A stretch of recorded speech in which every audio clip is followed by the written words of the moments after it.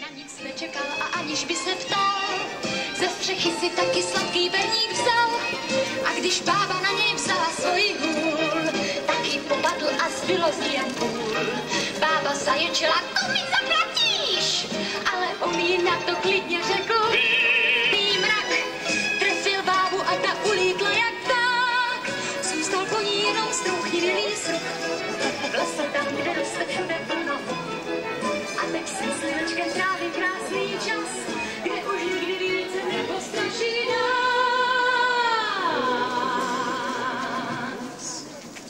Bába, co se vrací zpátky, bába zpátky do pohádky, bába, tam si perník sladký může hlídat, když chce. Písničky i pohádka se vám líbily? Kdybychom se do Vánoc neviděli, tak vám všem přeji krásné Vánoce, no a vám dětem hodně dárečků pod stromečkem Vánoční.